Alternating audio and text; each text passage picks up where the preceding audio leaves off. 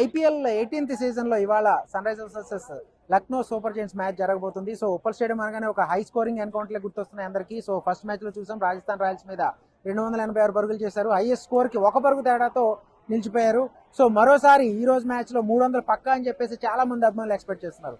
So మనతో సుధీర్ మహాదేవ్ ఉన్నారు, అలాగే వెంకటేష్ ఉన్నారు. అడుగుదాం ఈ రోజు మ్యాచ్ ఎట్లా ఉండబోతుందో. సుధీర్, ఫస్ట్ మీరు చెప్పండి, ఎట్లా ఉండబోతుంది ఈ రోజు match? I think it's going to be a cracker of match. ఎందుకంటే టూ టీమ్స్ లో బ్యాటింగ్ అద్భుతంగా ఉంది నరేష్.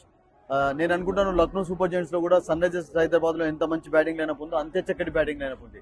అండ్ చాలా మంది మన అందరికీ తెలుసు they played for Hyderabad also. గతంలో పూరన్ కానివ్వండి, మీకు మాక్రమ్ కానివ్వండి, మిచెల్ మాస్ వీళ్ళందరూ ఆడారు.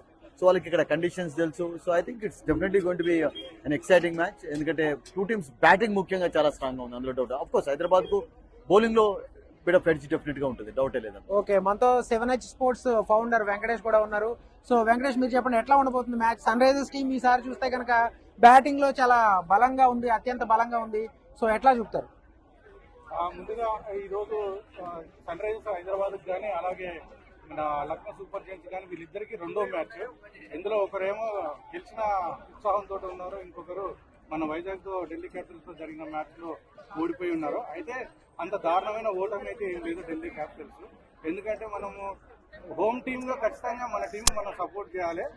సపోర్ట్ చేసే క్రమంలో మనం క్రికెట్ బ్యాక్గ్రౌండ్ ఉన్న వ్యక్తిగా అలాగే క్రికెట్ అనలిస్ట్ గా మన స్ట్రెంగ్త్ అండ్ వీక్నెసెస్ కూడా చూసుకోవాలి.